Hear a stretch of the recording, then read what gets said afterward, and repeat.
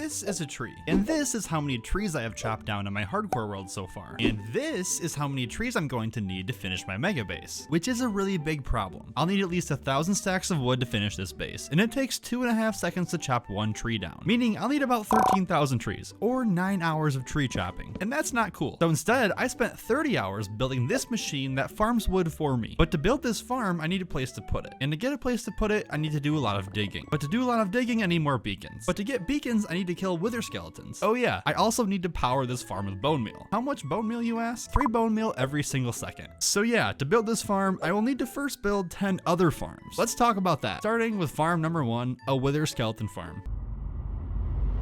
You see, the entire reason I'm building this farm is to get unlimited wood with minimal effort, so that I can use the wood to keep building my underground mega base, which by the way, I've decided to call the Undergrowth. But that's a very big problem, because while this place is big, I wouldn't call it mega. And even worse yet, the whole thing is underground, so one beacon that I have now won't suffice. I reckon I'll need at least 4 more to cover this whole area. Now in the last episode, I spent 3 hours killing wither skeletons for one single beacon, so by that math, I'll need to spend 12 more hours collecting skulls for the other beacons. Instead, I'm gonna spend like 5 hours building this wither Skelly farm because 5 is less than 12. In fact, last time it took so long to find a good fortress that I had to go more than 3,000 blocks from spawn before I found this one. Luckily, the spawn rates here are really good, so I can quickly turn this into a pretty functional wither skeleton farm, at least for my single player world. With all that said, let's build this thing. The first step in building this farm is to spawn proof the entire fortress so that nothing can spawn. This will help concentrate all spawns to the spawn platform when the farm is complete, as well as act like a nice safety net so I don't die while building it. This fortress has multiple crossroads, which are these plus shaped areas that spawn lots of mobs. I'm gonna build my farm in this middle one here.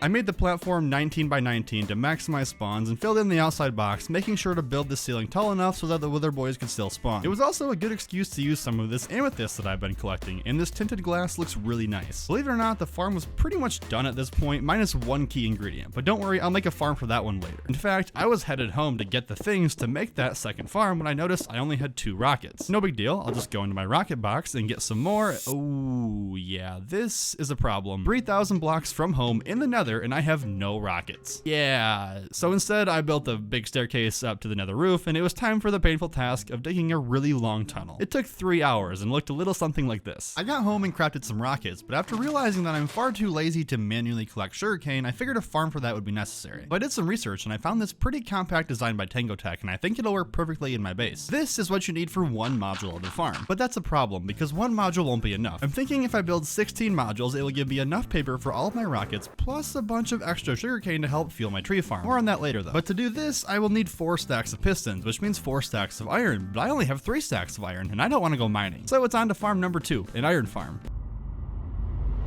Are you with me so far? I'm making an iron farm to give me pistons, to make a sugarcane farm to give me rockets, to let me fly to the wither skeleton farm, which will give me beacons, thus allowing me to clear out the space to build my infinite tree farm. Pretty simple. Now, even the most basic iron farms produce quite a lot of iron over time if you build them in the spawn chunks, which is really good for me because my base is super close to world spawn. And because it's just me who plays in this world, I kept things simple and built this single zombie design by Logical Geek Boy. You've probably seen it like a million times. I started building this water elevator and connecting it up with these beds that the villagers would eventually stand on. One large line of rails later, brought to you by the oh so underrated furnace minecart, nudging the villagers into the water. All I had to do was wait for nighttime so I could remove the surrounding blocks, leaving them safe and sound on top of their beds for eternity. But there was a problem because this guy didn't want to sleep. As it turns out, he likes this other guy's bed better on the other side of the farm. But he had really good balance, so it actually worked out. From there, I built out the spawning platforms, lured in a zombie, which I named Mildew 2.0.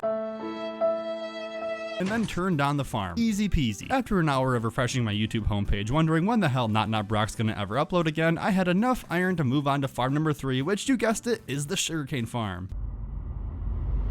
Quite a few of you guys mentioned in the last episode that while you liked the build overall, you thought it was lacking a bit of detail. And firstly, ouch. Second, you're right. That's because there's so much more I want to build in this area still, starting with this sugarcane farm, which I think will fit perfectly into the sidewall. Thanks to my beacon, clearing out a large area to work with was no problem, and I could begin laying out the first of the modules. The cool thing about this farm is you can expand it along all 3 axes, which allowed me to customize it to fit into my base area. I went with a 2 wide, 2 long, and 4 tall layout, and then proceeded to have a hell of a time figuring out how to incorporate this monstrosity into the base and make it look good, but we got there in the end, I think. Luckily though, this farm was really compact and it's lossless, meaning I had enough sugarcane in 1 hour to easily fill up my rocket box. Now that I could safely fly back to the Wither Skeleton farm, it was time to turn it on and start collecting wither skulls, right? Wrong. The farm still needed wither roses in order to allow only wither skeletons to spawn, and that's where farm number 4 comes in.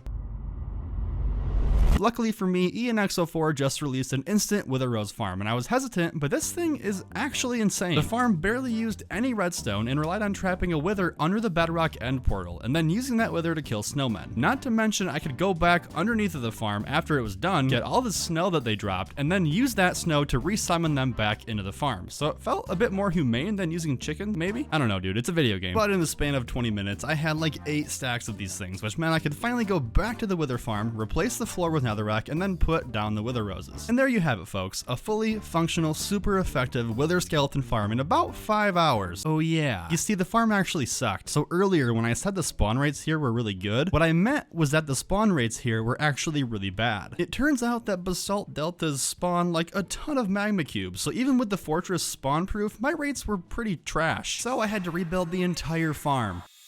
Okay, just kidding. I did not do that. I did do something very bad though. Okay, not really. In reality, I just turned my render distance down a little bit to improve the spawn rates. And no, I don't care if you think it's cheating, but you can feel free to yell at me and down in the comments. Cool beans. It was time to kill a bunch of withers, and I thought I would give myself a little challenge and fight all 5 of them out in the open at the same exact time. And by fight all 5 of them out in the open in the same exact time, what I really meant was suffocate them one by one under the end portal. Time to make some beacons. But not before making farm number 5 a carrot farm.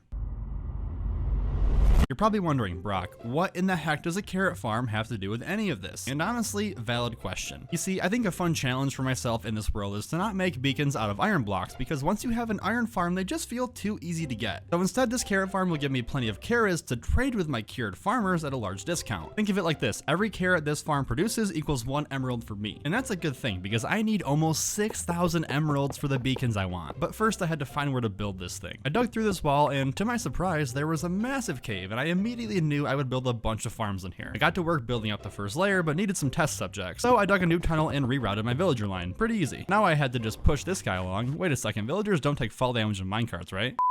Anyways, I played it safe and just put some water down at the bottom, and soon enough, the first layer was complete. This farm is by Logical Geek Boy, and the only change that I made in my design was to build it double the size, so it was 4 layers tall instead of 2 layers tall. It works by having these farmer villagers collect crops all day and then share the carrots with their cellmate in an attempt to make love. But not before my birth-controlling hopper minecarts steal the carrots right out of thin air. Moving all the villagers was a pain in the butt, but it didn't take too long once I got in the groove. But why settle for carrot trades when I could have carrot and potato trades? Which brings me on to farm number 6. This is the same design as my carrot farm, but it uses potatoes instead of carrots. Who wrote this script? But why settle for carrot and potato trades when I could have carrot, potato, pumpkin, and melon trades? Which brings me onto farm number 7. This is a classic farm design by Il Mango, where an observer detects when a pumpkin or melon grows, which then instantly triggers a piston to fire and break the item, which is then collected by this hopper minecart below the system.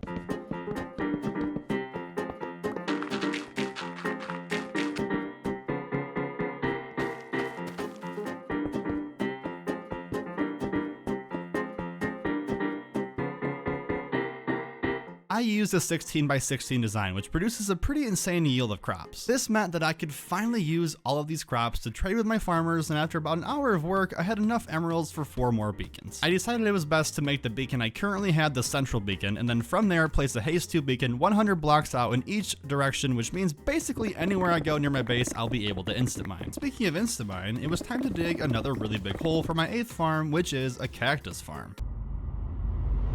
Okay, now you're really probably wondering, Brock, how does a cactus farm have anything to do with a tree farm? And once again, valid question. But before I tell you why, let's build this thing.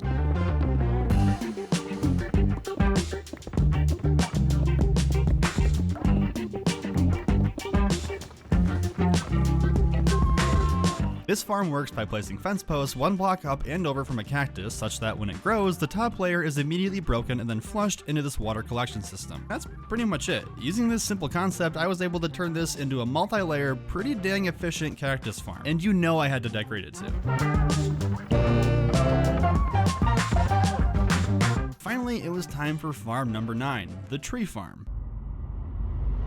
Hold up, wait. You said that you were gonna build 10 farms so you didn't have to chop wood anymore. Why is this tree farm only the 9th farm? Don't worry, I'll get to that. First things first, I had to decide where to build this thing. And now that I had a Haste 2 mining power basically in every direction, I decided to expand the undergrove into the opposite direction. After clearing out this tunnel, I knew it was time to start digging a massive room. How big? I had no idea. All I knew was to make a massive room and I'd figure out the rest of it later. The tree farm design was by Logical Geek Boy.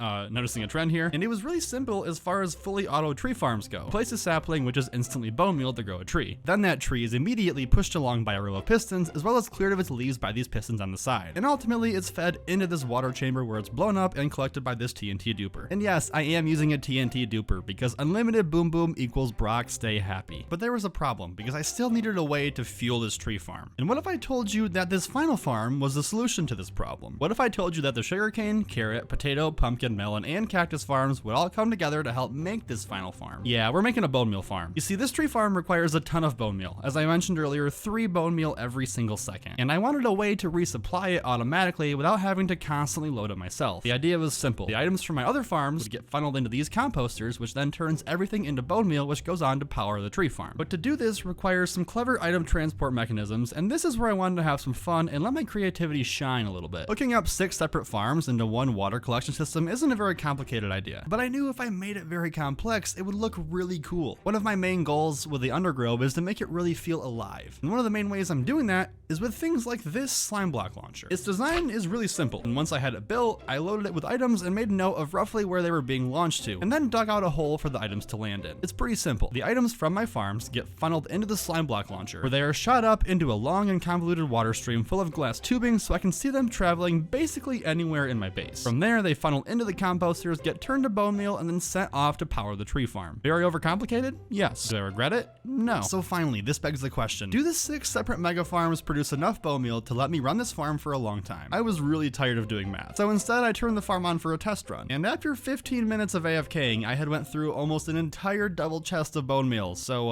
yeah, no, not even close. But I did get over 35 stacks of logs, which I could use for the decoration in this room. I want this tree farm room to feel like the central core that powers the base as I continue to expand upon it. And I think it does a good job of telling that story. The entire ceiling is covered with these tree roots that keeps the same aesthetic I've been going for, but I also have a bunch of magma cubes in the ceiling, which makes it look like it's being powered by like molten lava. I don't know, dude. It looks really cool though. So yeah, I spent 30 hours building a tree farm that I can only run for like 15 minutes at a time. But yeah, I guess that means I gotta figure out how to get more bone meal over to this thing. So please let me know if you have any suggestions on that. I guess in the meantime, I'll just keep on chopping trees.